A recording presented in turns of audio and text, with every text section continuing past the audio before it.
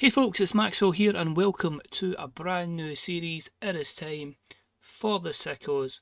We are going to attack the world with AEW. We're going to try and get as many achievements as we can in the game and try and get as many 100 matches as we possibly can. Before we even kick on with the save and the series, it's very important that we definitely give a shout out to Questlove and the team. That is Real World Chronicles now released, so I can only echo basically what he's put on the Discord server in the thread. A huge thank you to him, to Devil_Cyborg, to John_Connerson, to the whole team there. I mean, the stuff, the what they do is fantastic. The community actually over in the Discord has been great. I've just loved just kind of chiming in every so often and learning stuff as well. As I say, honestly, if you're on Discord, it's certainly a good place to be involved with. I've certainly enjoyed my time there and will continue to do so. And also a thank you as well to Joe or Tana on the forums who had the Samp face pack effectively ready and good to go minutes. I mean, this guy was on it. So absolutely delighted that we can get up and running, and I'm sure there's going to be an influx of saves with the work that the guys have done. It's been absolutely fantastic. So if you've got a chance, jump on the Discord, nudge over to the wee donation page if you wish, because I will at one point, because it has been a hard work for them with all the stuff over there, with all the changes to heights, weights, birth dates, and all those stuff that basically you're only really going to get with a straight conversion from TEW 2020. So on to the matter at hand then, for the Sickos. Now the good thing about this starting bang on October, the first show is the Dynamite 5-year special. So I thought, cool, we'll run with the matches that running were scheduled. So that's obviously your Ricochet versus Will Ospreay, Britt Baker versus Serena Deeb, Hangman versus Juice Robinson, and the storylines as we work towards Wrestle Dream. The plan with the series is we'll probably do in play as it happens with Dynamite. Most times with Collision. Sometimes I might just do the one show and cover what happened in the show. Rampage, I'll just basically book some matches, get used to some people, and basically the other thing we'll do is we'll send people to Ring of Honor just to really get their skills up effectively and continue to use that as a developmental. A lot of people are missing for injuries. A lot will return roughly in January, so you probably will see an influx after World's End. Phoenix and Penta did have heavy poor morale, and so did Miro, and so did Ricky Starks. AEW's got 100 million. This isn't meant to be realistic. 100,000 each of those guys to get their morale up to good. So we'll work with Ricky Starks and we'll work with the Lucha Bros. Miro, I don't know. We'll see how it goes with him, but I don't know if I've got plans for him. But yeah, I'm looking forward to this one. So without further ado, you always start off pretty and then it kicks in once you start seeing what works and you start getting people over with storylines. So this may be a bit shaky, but hopefully Ricochet and Ospreay can carry. So this is episode 1 of 4, The Sickos. And we go straight in with a match, as AEW would, but there's going to be huge significance with this. I'm not going to say why, you'll probably realise why over time. So we start off with a decent match up here. We have Daniel Garcia, he's back, he faces Wheeler Yuta, and he defeats him in 13:09 by submission with a sharpshooter. I gave this one a technical masterclass to really get us going, and it's good to see both of them with great chemistry, and that showed in the performance. A 60 rated matchup and a 63 rated segment. The crowd not so much into it, but their overness, it's always going to take a long way to get them where we want to get them to. So you are still feeling the effects of everything that's went down, but Garcia starts with a victory. After it, we have a wee segment backstage where basically Yuta bumps into Renee Paquette, and he just says it was not the races. Everything that's happened with Brian and the BCC has certainly affected him, and he needs to get his head together. So that was a 52 rated segment. We then had the decent matchup that saw Orange Cassidy defeat Leo Rush in 6:56 with the beach break. Leo Rush is like a 30-day loan. We might bring him in full time to go Top Flight and Action Andretti permanently, but for now, as I say, we'll use him to properly push Orange Cassidy, who's someone I felt I didn't really utilise too much in TW 2020. But we go straight in with a victory. Sadly though, these two didn't click and it made for a little bit of an awkward bout, but overall the matchup gathered a segment rating of 62. After it, we hear some words between the Learning Tree, so that's Chris Jericho, Big Bill and Brian Keith, and it's really just to try and put them on the path of where they're going. I might put them again with the conglomeration. I'm still really unsure because there's that many goddamn people in the roster who's going to go where, but I'm anticipating that Chris Jericho hopefully won't be active for too long, but 50 rated segment. Then had a decent matchup here as Konosuke Takeshita defeated Rocky Romero in 11:29 with the Wall of Takeshita. There's a lot of submissions tonight. Should probably start setting pinfall wins instead of just letting it go. But these two had a good match. It gathered a 69 rated segment, a 52 from Romero and a 74 from Takeshita. Romero was off his game, but yeah, both of them guys were in amazing form. Takeshita and Callis have good chemistry, but I think you know where we're going with that one. You get Takeshita a bit of momentum, and that sets up for Don Callis to call out Kazuchika Okada and mention a potential future match between Takeshita and Okada. So 43, will we get that at Wrestle Dream? I would say we're probably quite likely to get that early doors. Next up, we had a decent match up here. A women's tag team match as the team of Mina Shirakawa and Mariah May defeated Willow Nightingale and Yuka Sakazaki in 11:52 with Mariah May submitting Yuka with the octopus stretch. This one was a storytelling matchup. I felt like here, Willow obviously you want to try and keep strong. You don't want to have Mina losing straight away. You got to keep your champ Mariah strong as well. So unfortunately here, Yuka had to take the loss. Road agent wise, not good from Daivari, so I'll probably take him off that. Mina was off her game, but great chemistry with her and Mariah. The next contender storyline started, so obviously we're going to go with Willow Nightingale and Mariah May. Stokely doing some good work at ringside, so I'll need to take him off Willow. Didn't know he was actually there, because obviously, yeah, they don't like each other. But in terms of in-ring performance, you can see there, 58 Willow, 52 Mariah, 44 Mina, 59 for Yuka, so that's pretty encouraging. And overall the match segment was a 52. Then a little promo here, just Jack Perry talking about, you know, how he's the scapegoat. Talks about his win over Minoru Suzuki at Grand Slam. And yeah, basically trying to put himself, continually over as the TNT champion. 52 rated segment. We then had the matchup that was advertised for the 5-year anniversary between Juice Robinson and Hangman Adam Page. This one was a wild brawl, it was decent, and Hangman picks up the win in 11:14 with the buckshot lariat. So this one got a 61 overall segment, 74 in ring for Hangman, 41 for Juice. I'm intrigued where this goes in real life. People do think it is going to set up for potentially Hangman versus Jay White, which could be quite interesting. We'll see where that goes. A few penalties in there. I don't know why Juice is like getting poor physical condition. Juice literally went a 57-minute match. You know, but hopefully we can work on that. We'll get him into good nick. But obviously there's a few turns that need to be made in the game, because obviously at the time Juice is a heel, but you know, AEW kind of blurs the line between heel and face with some people. So yeah, it's not too bad. Quite happy with that. And it'll take us a bit of time to figure a few things out. When I had the women's match up here,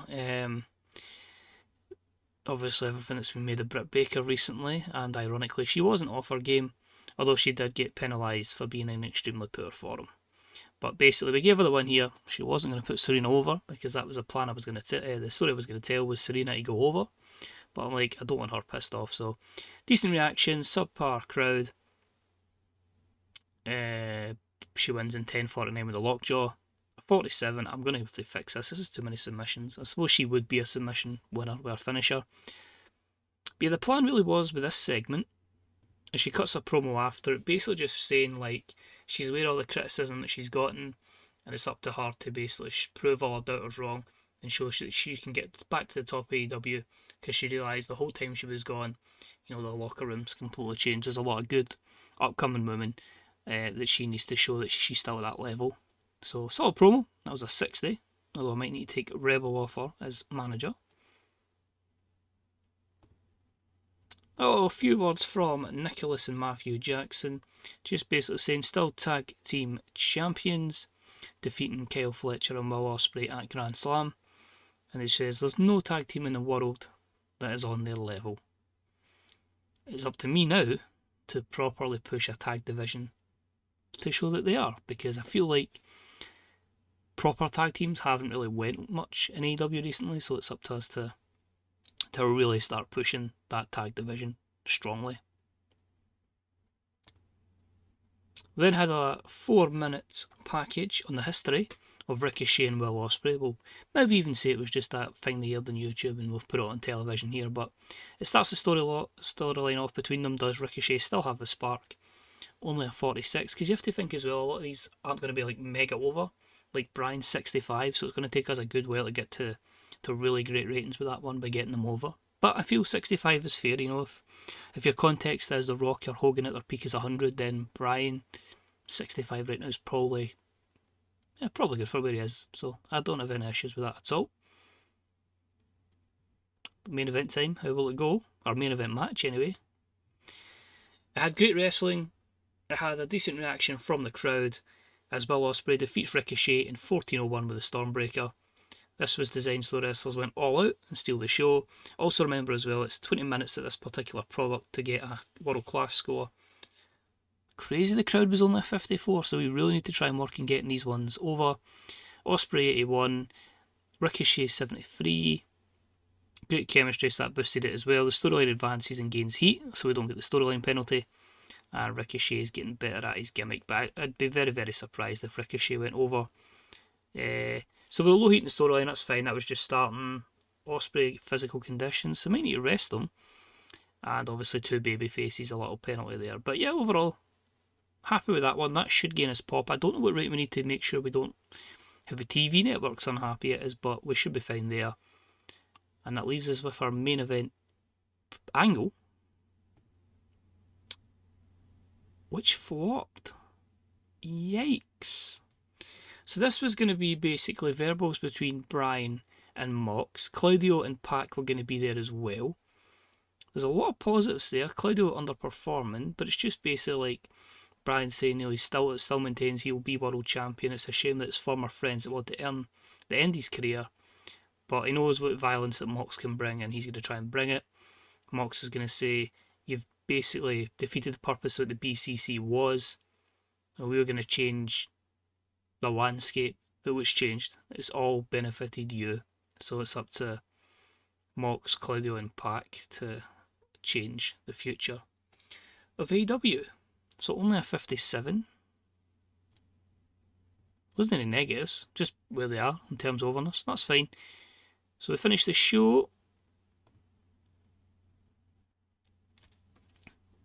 That's actually quite promising. Gained popularity in 18 regions. We gained popularity, so we could have gained it in many places, but we're restricted due to limited number of viewers there. At the moment, I'll keep it as strict limits. Whether that remains to be seen, but an overall rating of 69, nice, is where we're at. So it's pretty promising. As I say, your first shows are it's going to take you time to build up over this before you get really, really good shows into the 80s and then into the hundreds. I wouldn't expect us to get anything anywhere near the hundreds till we're a large company. But yeah, I think overall it's good. You're always going to be trying to get stuff over. We just doing a Rampage taping, so I'll just see what locker room incidents there is. There's none. I don't want to address a locker room ever again because that's what got half of them unhappy with me before. But we had a few incidents beforehand that it was just basically Aubrey Edwards trying to fight with Paul Turner and Melissa Santos with Tony Schiavone. So there wasn't anything too major. But yeah, I will pause it there. I'll book Rampage and I'll see you back for Collision. It's Tony Schiavone, it's Nigel McGuinness, and it's time for Collision. But before that, we've got a few things to round up and we'll jump straight into it. So as you can see, there's quite a lot of people with morale issues, mostly because of my head of talent and relations was Christopher Daniels, so we have sacked him off from that. And now Jerry Lynn will be our head of talent relations. So that's something we're going to have to deal with. Otherwise, we're going to have to be spending a lot of money to make sure people are very happy. A few other changes. Production is up to make sure we get no production penalties. Apart from that, Jeff Cobb's out for a year with an injury that happened in MLW. Matt Riddle's been causing rifts, so I don't think anything changes there. And yeah, I think we get a 1.1 in terms of our... In fact, I should actually be able to see that. If we go to show history, which we're going to do for Rampage anyway, we can see here... Show has achieved a 1.41 rating. I believe...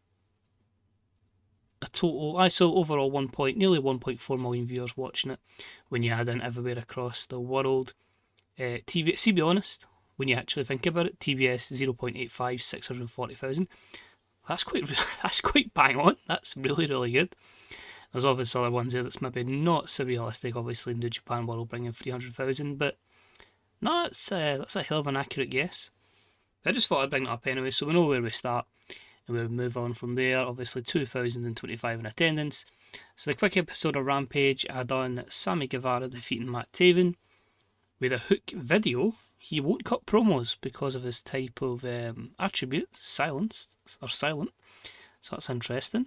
Because obviously he is starting to open up more as a speaker on AEW television. Anna Jay defeated Kiera Hogan. Jamie Hayter defeated Harley Cameron. And a little segment backstage where Anna Jay bumps into Take Mello. But yeah, they're kind of just like, we had a great friendship, a great tag team. But for now, it's time to go our separate ways. And they kind of respect it, but we'll see where that goes from there. And my main event saw Roderick Strong defeat Christopher Daniels. And then a wee promo with Roddy. Just basically saying that Undisputed Kingdom will take over. That's obviously him with Bennett and Taven alongside him. Yeah, basically Roddy's going to get a hell of a big push in this save. So that's one to keep an eye on. So that was it for Rampage. We'll jump into Collision now. A few storylines kicking off here. It does properly look like an actual Rampage. Obviously the wrestlers that more associate with Collision, will be on Collision. But obviously over time that will change. So we'll jump into Collision now. So here we are. Saturday nights are alright for fighting, but in this instance that's no longer the case. We're now just that other song they've got to save costs. We're in front of 2,174 fans at the Hofstra Physical Fitness Centre. Some opening promo here is basically, obviously, Young Bucks cut the promo saying they were the best tag team around. We had Dax Harwood and Cash Wheeler FTR come out and dispute that. But as they were saying their piece, we also then had the House of Black come out and just say they're going to dissect every team around here. The advantage they've got is there's 3 of them, and you never know which 2 it's going to be at any point. So obviously Brody King, Buddy Matthews, and Malachi Black. But another reason for this one, we're going to set up our main event for this evening. It is going to be trios action. It's going to be the House of Black taking on FTR, who will be joined by the Natural, Dustin Rhodes. So the Elite Takeover storyline has advanced but lost heat because we've added in FTR and the House of Black to it. But it was only a 46 rated promo. Opening contest of the night in a decent matchup. Ricochet defeats Ariya Daivari in 9:44 with a 6:30 splash. Pretty good stuff here, a 64. Did I make this steal the show? You probably will for most of Ricochet's matches. I know I didn't actually, just regular. So obviously we need to utilise his strengths. He obviously killed momentum because of the loss to Will Ospreay, so you've got to build him back up with a good win here. And after this one, an awful angle, which probably says a lot about Ricochet's promo ability, but it's just basically him just saying, Will Ospreay, was the better man, but he's going to show he can get to that level, he can be world class. And that was a 41 promo. And the story advances, but does lose a little bit of heat.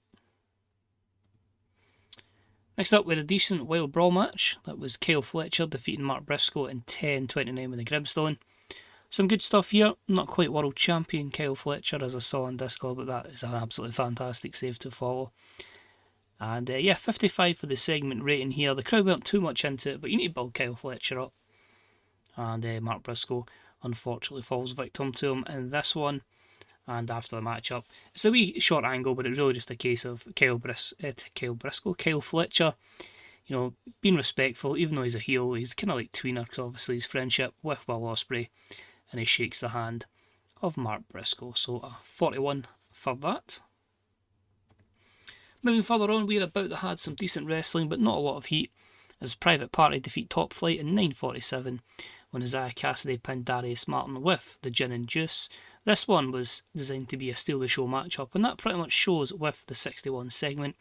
Again, the overness is kind of that low 30s, so the crowd maybe not too much into it. Wild that Dante was a weak link. Okay. He's probably the spotlight the most out of the four of them. But there you go. All of them getting excellent chemistry, or great chemistry in the form of Private Party, both as tag team specialists. But yeah, hopefully we can do something with Private Party, and a good segment there. You can see some stuff from television is carried over, some I've just went my own way with. Small video package detailing James Drake and Zach Gibson, telling everyone to grit their teeth, because they're the grizzled young veterans. That's a 30. I don't want to shove them straight into FTR, I want to build them up a bit. Next up, we had a poor matchup that saw the Outrunners defeat Alex Reynolds and John Silver in 7:55 when Truth Magnum pinned John Silver. This was a storytelling match, because I feel like when you've got the Outrunners, and especially when you've got John Silver, you're going to have a bit of comedy in there, although ironically, Silver had the best in-ring performance. Other good stuff there. The Outrunners benefiting from being a flavour of the month. Erica Lee doing some good work at ringside and having great chemistry with Truth Magnum, and the excellent chemistry between Reynolds and Silver. There's a couple of like double team spots they do in matches, and I just love it. Like, it's so crisp and so fluid that honestly when they two get going, it's really good.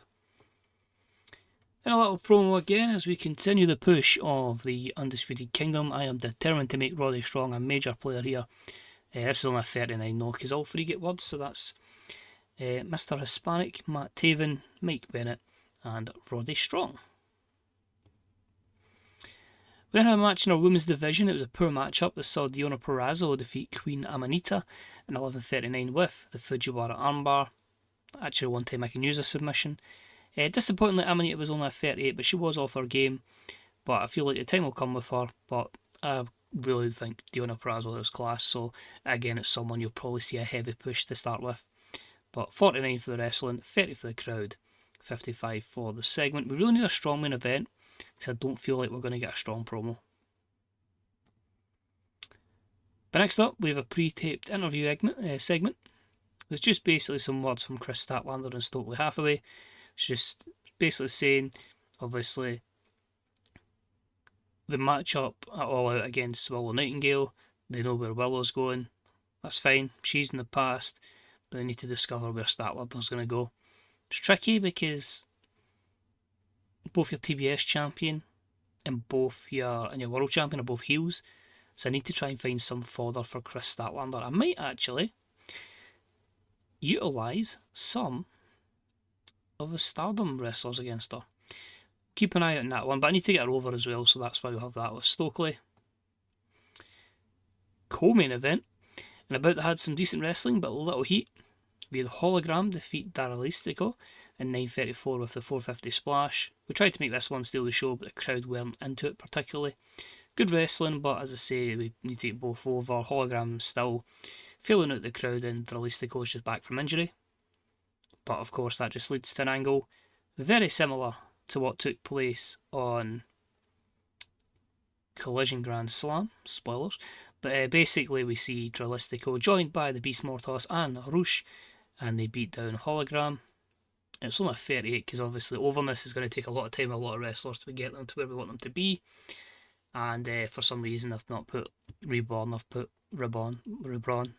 So Rebron James apparently. But yeah, I mean, there's people like Mortos, like Rush. Once we get into a good level, it'll probably take me till maybe mid 2025. But once we get people in place, it's going to be spectacular. And that's kind of saved us a little bit, a little hype package, a little video on your TBS champ. She is the CEO. She does her wee dance. I'm assuming Camille's there as well. And that's a 55 for Mercedes. So the main event has to deliver. And it done alright. Decent matchup. The House of Black, Brody King, Malachi Black and Buddy Matthews defeated the team of Dustin Rhodes and FTR in 1504 when Brody King pinned Dustin Rhodes with the Gonzo Bomb. Dustin was a weak link, struggled to keep up with everyone else, but to be fair in this instance, they're all at a high level, and I'm pretty sure IRL Dustin would still be able to go, because he's been really good. But taking into account, was off his game, so that would have hampered him a little bit as well. The AEW Elite Takeover storyline has advanced and gained heat, but it's the House of Black. I get the first bit of momentum. 62 for the segment, but the show's not strong enough. It's lost its pop in 21 regions, so I probably need to go a bit more star power on Collision compared to how it is in real life, because obviously it's not really utilised it there. And we did increase popularity in 3 regions, but overall, just a 59. I do run main event spotlight and tight promos, so effectively, our highest promo was only a 55, so that's something we need to work on. And that was from Mercedes Monet. But again, once you get people over, that'll come, no bother. Or I could just use Brian Danielson for literally everything, but we'll see. Promo profit was 427,000, that's not bad. And you can see popularity, losing 1 in Hawaii, the Midlands, Northern England, Scotland, Southern England, and Saskatchewan. And there we go, that is the first week done in AEW. We'll go back to the main screen and we'll see what kind of stuff is there. But as I say, I'm really excited to see the different directions everyone goes with the mod, to see everybody's WWE saves or AEW saves or Defy, or just as they pop up there, or everywhere else. It's really going to be intrigued to see where everybody goes. But again, while we're loading here, we can only thank the team, Questlove, etc., that we mentioned earlier on for the great work. So let's have a wee look here. There's a lot of news items as you would expect at the start. WWE have announced that JD Madonna and Finn Balor are an official team. He's jealous.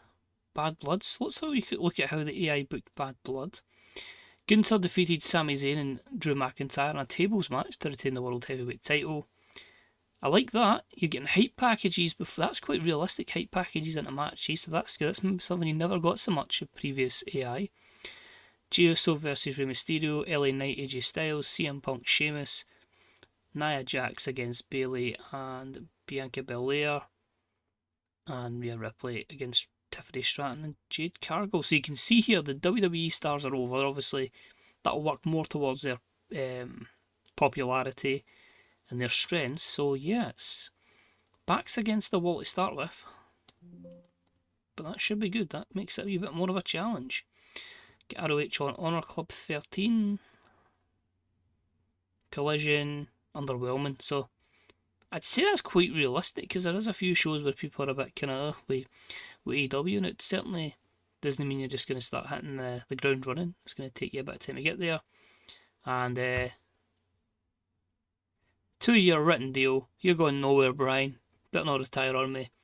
Yeah, best in the world. Let's keep him here. And Collision got 0.94, which was 871,000 viewers. I'll make it 872,000. So that's us, the first week in the books. Thank you very much for watching. We're now on the road to Wrestle Dream, so that'll be, again, same similar format for the next episode. It'll be Dynamite, we'll look over Rampage, we'll do Collision, and then the third video will be Wrestle Dream on its own. So cheers for watching. Of course, check out the Grey Dog Software forums, the Fantasy Booker subreddit, and drop into the Real World Chronicles thread as well. Say thank you.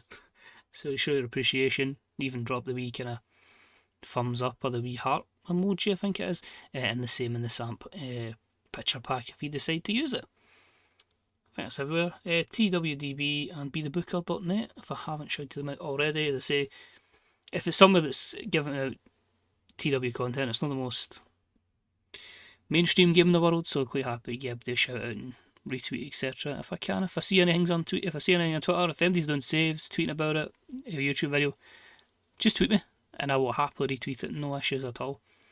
So it takes 2 seconds, I'm usually fairly near a device that's more than happy to do that. But apart from that, thank you very much for watching, and I'll see you next episode. Bye bye.